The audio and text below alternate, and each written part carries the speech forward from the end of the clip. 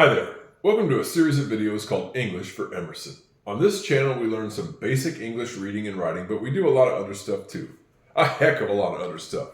And today we're going to be talking about rattlesnakes. Now, Emerson said, let's make a video about rattlesnakes. I said, let's do it. Okay. I'm going to write it up here. Rattlesnake, how to spell it, and put a picture of a rattlesnake. Now, a rattlesnake is one of the most interesting creatures on Earth, and in my opinion, because it's extremely highly evolved. Now, what does that mean? I'll put it up here maybe, evolved. It means in a way that it's very specialized. A rattlesnake has a lot of specialized characteristics. It's not just like any ordinary snake that you see crawling around. It has a lot of special features. And now we're going to talk about them. We're going to do a little video today on rattlesnakes. I think it's going to be interesting. Well, the thing is, I don't have a rattlesnake here. So what I got to do is I got to take the camera and go over and watch YouTube. This is pretty bad when you got to watch a YouTube video to make a YouTube video. But hey, you know what? That's how it is on this channel. We just have to make do. Now, I don't know if I can get that to disappear. No. There we go. You can see the rattle. This is a large rattle on this rattlesnake. It's kind of buzzing. You can see the rattlesnake head here looking at us. You can see the tongue sticking out. The rattlesnake tastes the air and then he licks the air and then he puts it up in his mouth and tastes it. These black things right here are pits. This is the eye up here. The pit is down here. The pit senses heat. The rattlesnake can see heat. And he's coiled up right now ready to strike. He can just lift his head right up like that. And he shakes the rattle to warn you to stay away from him. So these are a couple of the special features of the rattlesnake. The rattle, the pits, and the tongue that tastes the air. The thing we can't see inside of him is his fangs, which are another special feature. Okay, so now we're going to go talk about it a little bit. That's a very, very, very good video of a rattlesnake. Now we shut him off. He's done. Okay. One thing that we did not see on that video was the rattlesnake's fang. He has two fangs, which are another special feature. Our teeth and our mouth, I hope I don't have a lot of stuff stuck in my teeth. Our teeth stay in place. They hardly wiggle at all. They're what we call stationary. But the rattlesnake's fang is different. He can fold it up. It moves in his mouth. And when he closes his mouth, this thing I've got down here, this long thing is supposed to be a fang. Of course, it's inside, but I'm showing it lays down in his mouth so he doesn't bite himself.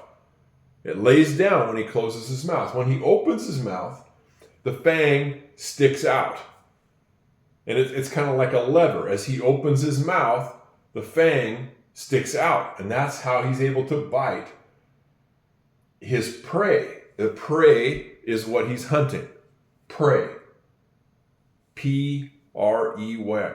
It's a different kind of prey. It's not praying like praying to God. Sounds the same, but it's a different word. Prey is what the snake is hunting. Now, it's very, very interesting evolution. We talked about that, how it's evolved. A special feature is that the snake's fang is hollow, like a tube. And inside the tube, at the end of it it opens up so that when he bites something, he can inject venom. I'll put that up here, V-E-N-O-M, venom into his prey and kill it with the venom. It's not the bite usually that kills its victim. It's the venom, which is a syrupy, kind of like maple syrup, sticky liquid that goes through the fang and into what it bites. Now, I've been bitten by a snake once, a little snake. And it actually was with Emerson. We were swimming in a pond in Russia, and I got bit a couple of times on the hand, but it just was it's like it was hitting me. Almost like that. And it surprised me more than anything. It did hurt, but it didn't inject any venom. Thank God. I don't think it was a poisonous snake that bit me. But these snakes inject venom. And there's many kinds of venomous snakes. And the rattlesnake is one of them. Now, what's this got to do with English? Well, that's a good question. What's this got to do with English? Because in English, rattlesnakes are used oftentimes in English because we have a lot of rattlesnakes in America. And in America, we speak English. The rattlesnake is a snake that is native to North America, which is where the United States of America is, where I live. We have a heck of a lot of rattlesnakes, and so they're part of our language. And you might hear someone say a phrase like, that guy is as mean as a rattlesnake. And this is what we call a simile. I know this is a lot today. A simile is a phrase where things are similar. Similar. What does it mean for things to be similar? It means that they're like each other. If two people are similar, they're like each other. They're a little bit like the same.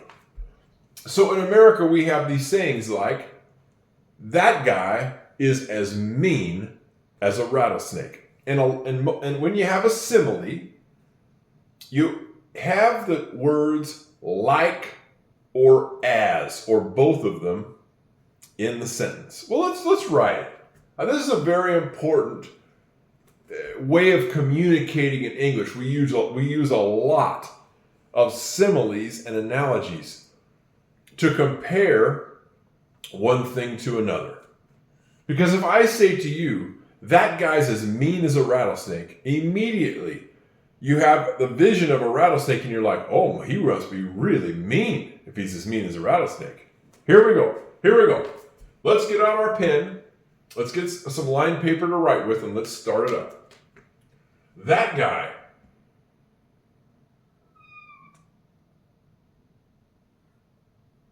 I'm starting with a capital T, straight line down and a bar at the top. Then I got a lowercase h, T-H-A-T, spells that.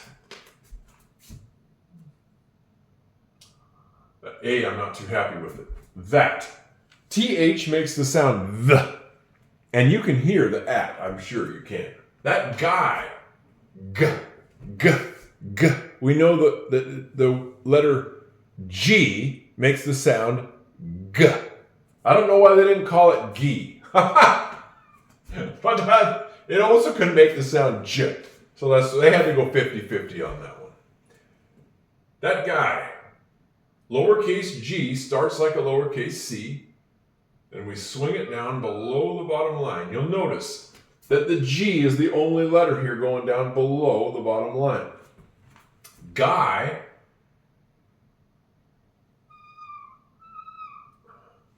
is G-U-Y. The U, this is English, the U's silent, isn't it? Don't ask me why it's there.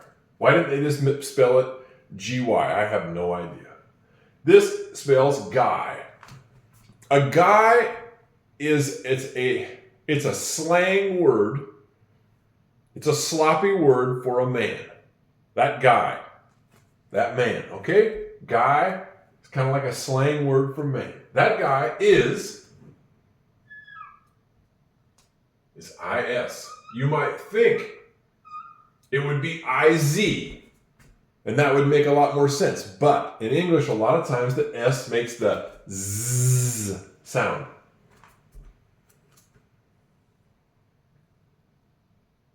Is as, A-S.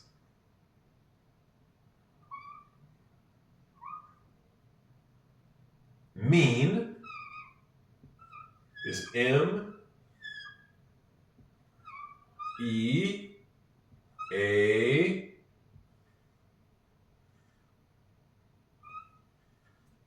Mean. As is, we already had as once before. We got it again. A-S. As a rattlesnake. We already spelled that earlier, but we'll go ahead and do it again together. That's R A T T L E. That spells the word rattle. And then we've got snake. The rattle and the snake just go together into one word. It's not two separate words, it's just one. I wonder if you can think about what letter starts the word snake. I'm sure you're thinking about S. That's right. Rattlesnake. S-N-A, snake. I hear the K. I hope you do too. And then lastly, on snake, we have a silent E. We've got to have a silent E in every lesson, I think there's a silent E. That guy is as mean as a rattlesnake. Period. It's very, very interesting, the rattlesnake. I've only been around 2 rattlesnakes, I think, in my whole life. And one of them, real close to, I almost stepped on it. And I remember very clearly the sound of the rattle. It was almost like a saw. It was just zzz. It was loud, and it scared me so bad. I jumped. Oh my gosh. All my hair on my body stood up. I won't got that much hair left on my head, but then I had more hair. It all stood up all over. Oh man, I was scared. Very, very interesting thing. The rattlesnake has what we call a lot of special features. It's got the tongue that he can use to taste the air and almost lick the air and taste what's in it. He brings the air into his mouth and tastes it and licks it. He has the pits on his face which can see heat.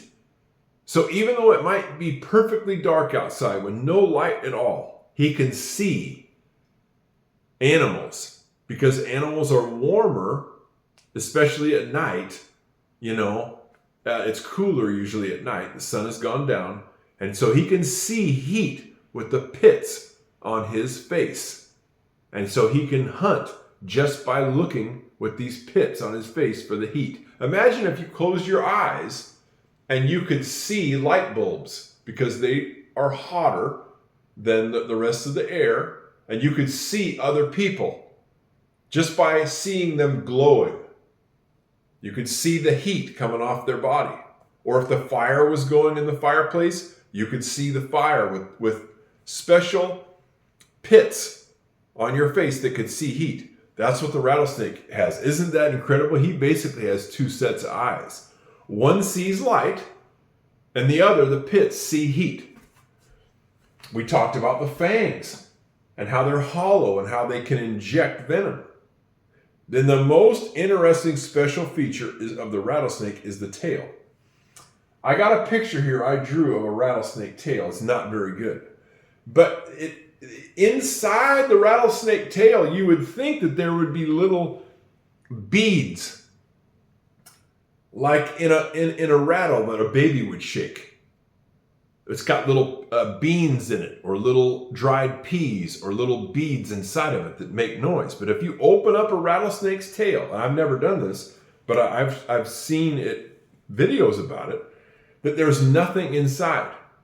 There's nothing inside to shake around to make the noise. In fact, what a rattlesnake's rattle is on its tail is made of dead skin that forms a chain of dried dead skin. And I drew a little bit of it here. It's not very good, but I did it anyway.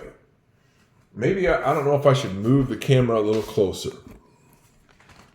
I'm going to do it here. This is what I drew of the end of a rattlesnake's tail here. This would be the last rattle. And then this one would have 1, 2, 3, 4, 5, 6, 7, 8 rattles. 8 links in the rattle. Each year, the snake grows one more rattle when it sheds its skin. It's just made out of dead skin. So this rattlesnake, if it had a tail here like this, would be 8 years old. They get a new rattle every year. So when it shakes this, these pieces of dead skin rub against each other and they make noise. There's no actual beads inside there. It's just dead skin rattling and shaking against each other, rubbing against each other as they shake it. You know, it's very interesting. The rattlesnake's rattle is a chain, is what it really is. It's a chain. Maybe I'll put a picture up here of a chain. But it's a chain made out of dead skin, basically.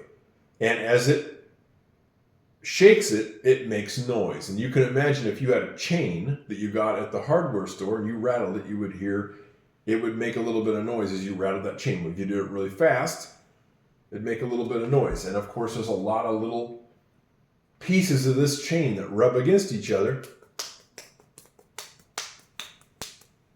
And that makes the sound of the rattlesnake. So,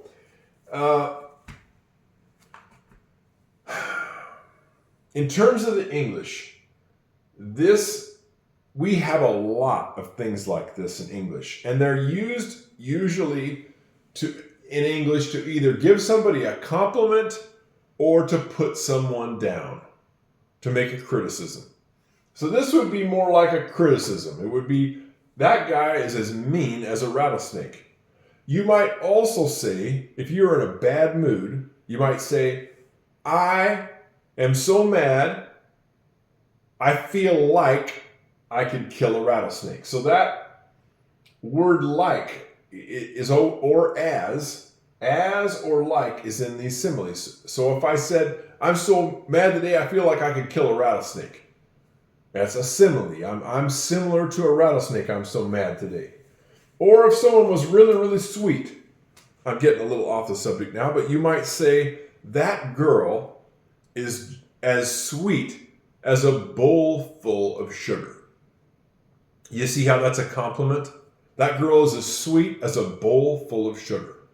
Or if someone was really stupid, you might say, that guy is as stupid as a bucket full of rocks.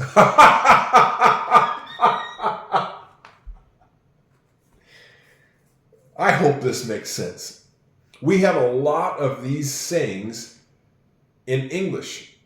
That girl's as sweet as sugar. That guy's as stupid as a bucket full of rocks. That guy's as mean as a rattlesnake.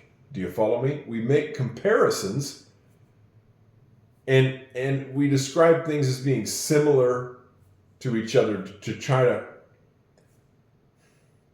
paint a picture using our words of what something is like. Okay? That's called a simile or an analogy. That's a lot today. I hope it was interesting on English for Emerson talking about the rattlesnake today. It's a fascinating creature. I don't like them very much. Rattlesnakes are fascinating and they're extremely interesting, but, ooh, they're scary. And I'd just as soon not have to deal with them. But if I see one someday, I'll make a video of it on this channel right here, English for Emerson. That's a guarantee if I have my phone. Just a guarantee. Okay, we'll see you next time on English for Emerson. Bye-bye.